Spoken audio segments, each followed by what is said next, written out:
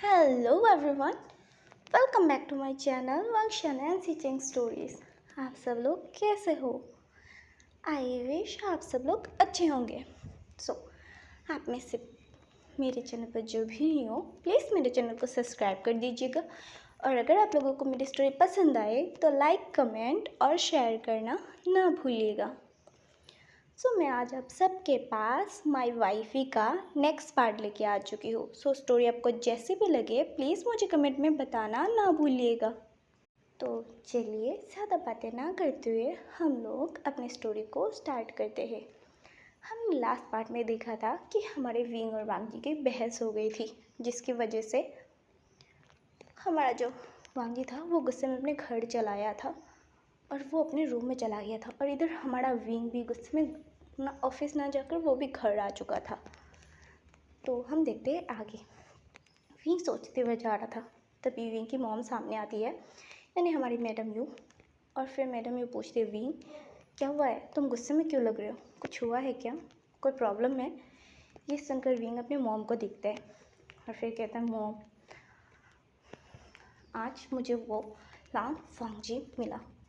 ये सुनकर madam you हैरान होकर विंग को देखने लगती है और फिर वो विंग के पास तुरंत आ जाती है और फिर विंग से पूछने लगती है, अच्छा क्या उसने कुछ कहा, क्या उसने बकवास की कोई भी, क्या कोई भी ऐसी बात की उसने, मतलब कुछ बताया? तो हमारा विंग कहता है, मॉम ऐसा कुछ भी नहीं हुआ है। और अभी हमें यहाँ पर बताया नहीं गया कि मैडम यू आखिर कौन सी बात की बात कर रही है, मतलब कौन सी बात ऐसी थी जिसके वो वांग जी को बताना था विंग को। तो यहाँ पर ऐसा कुछ नहीं हुआ था। हमें ना आगे चल के पता चलेगा कि ऐसी क्या बात है जो हमारा वांग जी विंग को बता देगा या बताने वाला है। तो हम देखते हैं। फिर ना विंग बता देता है कि ऐसे ऐसे वो क्लाइंट से मिलने गया था, तभी वहाँ पर वांग जी आया था और वांग जी को उसने देखा। फिर ना उसने इग्नोर किया वांग जी को और फिर वो ना क्लाइंट से बात करने के बाद वो वापस लौट कर आ रहा था। तभी वांग जी के हाथ में कॉफ़ी था और वो कॉफ़ी हमारे विंग के ऊपर गिर गया और जिसकी वजह से ना विंग को गुस्सा आ गया था। फिर विंग ने बोला कि उसे दिखाई नहीं देता, उसने उसके ऊपर कॉफ़ी गिरा दी, उसका ड्रेस ख़राब कर दिया। और पता है मॉम, उसने ना सॉरी कहने के बजाय, उसकी गलती थी फिर भी सॉरी कहने के बजाय उसने मुझे क्या कहा कि तुम्हें दिखाई नहीं देता। और मुझे ना चिढ़ मच गई थी, तो मैंने कहा कि पूरी लैन फैमिली ही बकवास है। और ये कहकर मैं जब जाने लगा तब, और ये कहकर विंग रुक जाता है। तो हमारी जो मैडम यू है वो विंग की तरफ देखने लगती है और फिर पूछती है, तब क्या क्या कहा उसने विंग? फिर विंग कहता है, कुछ नहीं मॉम छोड़िए। और ये कहकर विंग जाने लगता है, बट उसकी मॉम यानी मैडम यू विंग का हाथ पकड़ लेती है और विंग को रोक लेती है और फिर विंग को तरफ देखते हुए पूछती है, विंग बताओ तब उसने क्या बोला तुम्हें? ये सुनकर विंग अपने मॉम को देखता है और फिर उसकी आंखों में ना आंसू आ जाते हैं। फिर ये देखकर ना मैडम यू विंग को गले लगा ली थी और फिर कहती, बाऊ बाऊ बताओ मुझे क्या कहा उसने? ये सुनकर विंग बोलती, मॉम उसने कहा कि हमारी फैमिली उनकी फैमिली के आगे कुछ भी नहीं है, हमारी फैमिली कुछ भी नहीं है, हम उनके पैरों के जूते के बराबर भी नहीं है मॉम। और ये कहकर विंग रोने लगता है। ये सुनकर मैडम यू को बहुत ही ज़्यादा गुस्सा आता है। फिर वो विंग के ना हेयर्स को, मतलब बालों को सहलाती है और विंग के पीठ को भी सहलाकर बैक को सहलाती है और फिर विंग को ना कंसोल करने लगती है और फिर विंग को कहती है, विंग तुम्हें इन सब बातों में ध्यान नहीं देना चाहिए।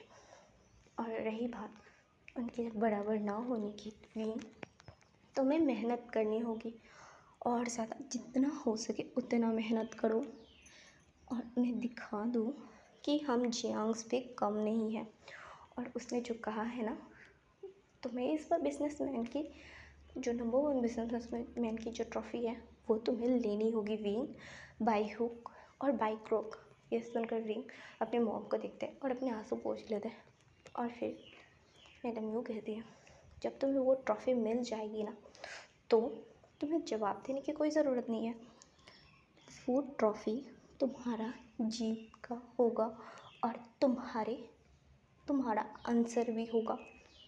उसके गाल पर वही तमाचा लगेगा कि उसने जो बकवास किया तुम्हारे साथ उसका आंसर होगा और यही सही होगा। विंग, उसके साथ बहस करने के अलावा तुम उसे साबित करो कि वो लायक नहीं है किसी को भी ऐसे बोलने के या किसी के साथ ऐसे बिहेव करने का। पैसे है तो कोई भी कुछ बोल देगा, ये नहीं होता है। उसे भी समझना होगा कि लोगों से कैसे बिहेव करना पड़ता है, कैसे बात करना पड़ता है, तमीज़ सिखानी। उसके मॉम डैड को ना उसे तमीज़ सिखानी चाहिए थी, बट उसके मॉम डैड उसने ना तमीज़ नहीं सिखाई। बट वी, तुम उसे तमीज़ सिखाओ, तुम उसे उसकी औकात दिखाओ। वो ज़्यादा बोल रहा है ना, वो शायद भूल रहा है कि वो क्या है और हम क्या है। ये सुनकर विंग अपनी मॉम को देखता है और फिर कहता है, हाँ मॉम। मैंने उससे कोई भी बहस नहीं की, मैं वहाँ से चला आया और इस बार मैं अपनी जीत तोड़ कोशिश करूँगा। और उसने जो मेरी इंसल्ट किया, मेरी फैमिली की जो इंसल्ट किया, उसका बदला मैं अपनी जीत से लूँगा। उस ट्रॉफ़ी को लेकर उसके मुंह पर तब बिना हाथ छुए, बिना कुछ किए उसके मुंह पर वही तमाचा लगेगा। मॉम, मैं मेहनत करूँगा, चाहे इसके लिए मुझे रात दिन एक क्यों ना करना पड़े, रात दिन मुझे जाग कर वो सारा काम क्यों ना करना पड़े, मुझे इतनी ज़्यादा मेहनत क्यों ना करनी पड़े जिसकी वजह से मैं खाना खाना तक छोड़ सकता हूँ। मैं चाहे कुछ भी हो जाए, बट इस बार मैं उन्हें उनकी औकात दिखा कर रहूँगा। वो जो ये छोटे लोगों को, ये छोटे जो कंपनी है उन्हें जिस तरह औकात दिखाते हैं ना, मैं भी इस बार उन्हें उनकी औकात दिखा कर रहूँगा कि आखिर वो क्या है और हम क्या है। वो लोग भूल रहे हैं कि क्या हुआ था उस समय, और वो इस समय जो है उसका रीज़न क्या है ये भी वो लोग शायद भूल रहे हैं। और मुझे ये याद दिलाना है लैन फैमिली को पूरे। और ये जो घमंड है ना और जो एटीट्यूड है ना लैन फैमिली का, मुझे ये तोड़ना है। मुझे उस लैन क्रेन का घमंड चूर चूर होते हुए देखना है, उस लैनी का घमंड टूटते हुए देखना है। और ये कहकर विंग की आँखों में ना गुस्सा, नफ़रत और बहुत सारी ऐसी चीज़ थी जो मतलब बताई नहीं जा सकती। इतनी ज़्यादा नफ़रत और गुस्सा आ गया था, विंग की आँखों में ना खून सवार हो चुका था। फिर विंग की मॉम कहती है, अच्छा बाबा तुम अपने कमरे में जाओ, जाकर फ्रेश हो जाओ और रेस्ट कर लो। आज तुम ऑफिस मत जाओ, तुम घर से तुम्हारे जितने भी काम हैं वो सारे घर से तुम करो। ये सुनकर विंग कहता है, हाँ मॉम, वैसे भी मैं ऑफिस नहीं जाने वाला, आज मेरा मूड ख़राब हो चुका है और मैं यहीं पर घर में बैठकर सारा काम करूँगा। और मुझे क्या क्या करना है प्रोजेक्ट के बारे में जितनी भी चीज़ें हैं मैं खुद घर बैठ के करूँगा। और ये कहकर विंग वहाँ से चला जाता है। विंग के जाने के बाद मैडम यू की आंखों में बिना गुस्सा, नफ़रत था।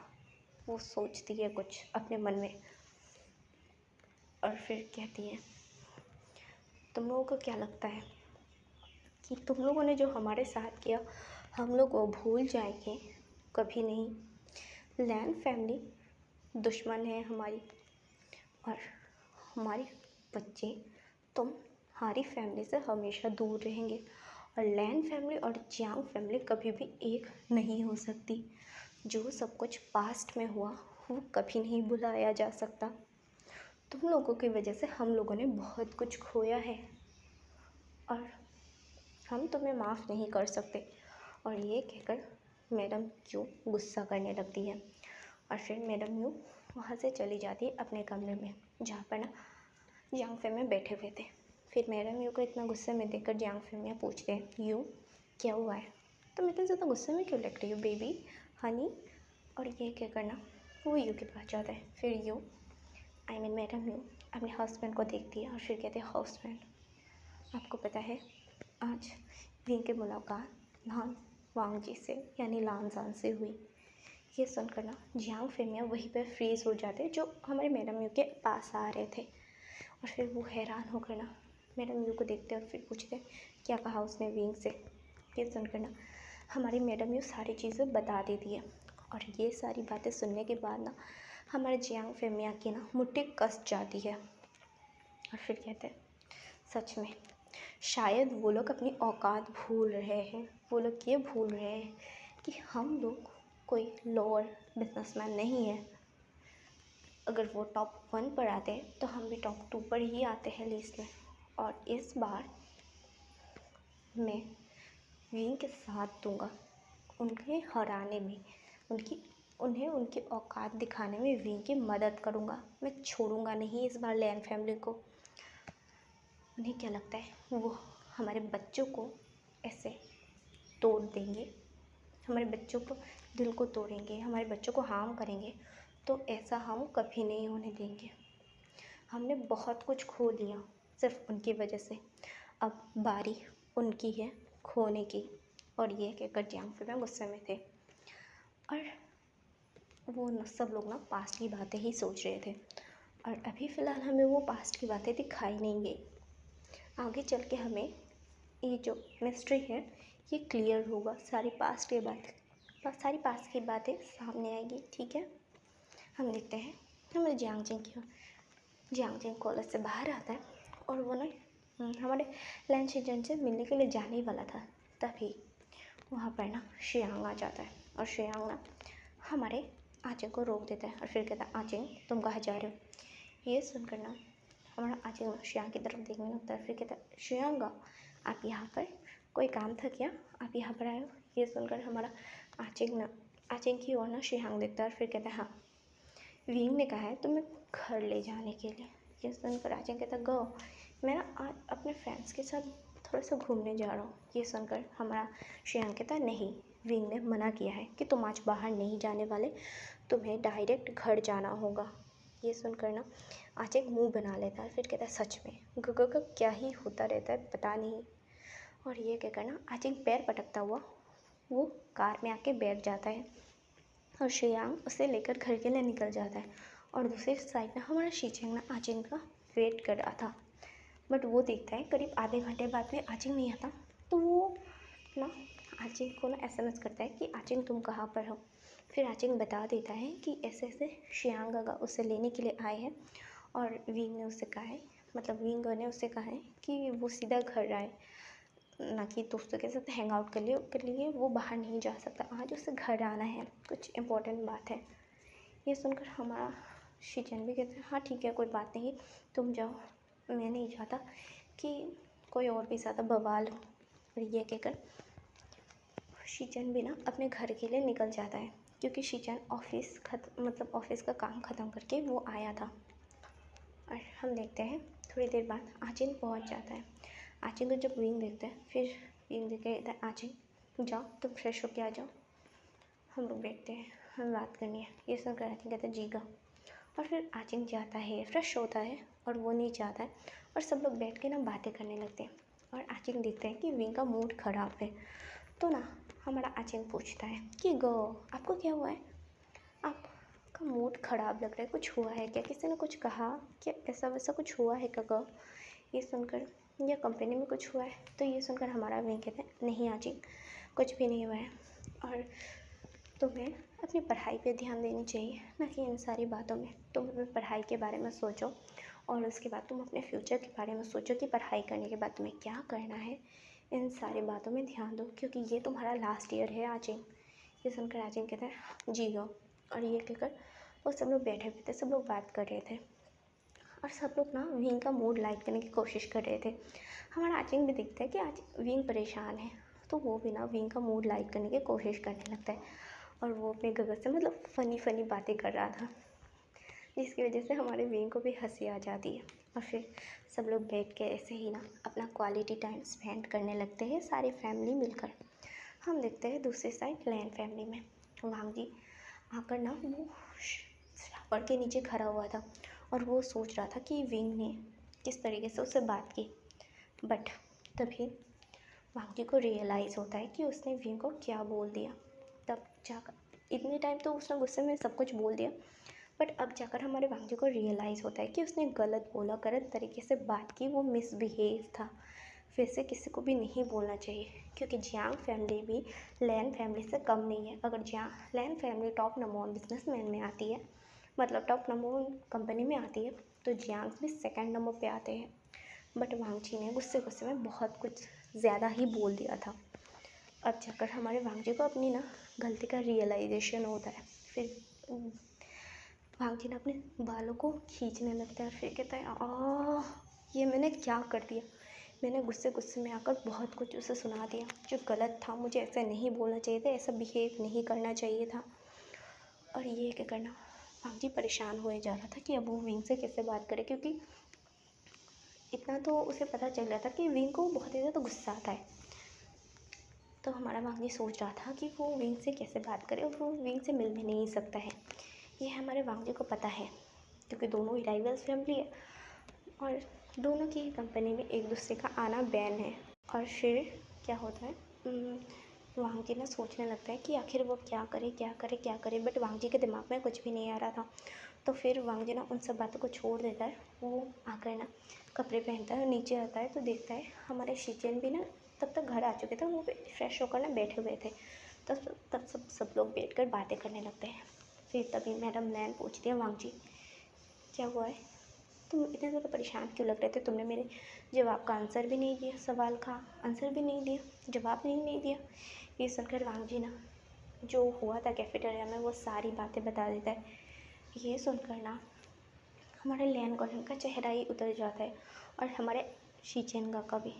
और फिर शीचेंगा गुस्सा करते हुए कहते हैं, वांगजी तुम्हें ऐसे किसी को भी बोलने का कोई हक नहीं है। माना कि वो हमारी राइवल्स है, हमारे राइवल है, दुश्मन है, बट इसका मतलब ये नहीं है कि तुम किसी को भी ऐसे नीचा दिखा सकते हो।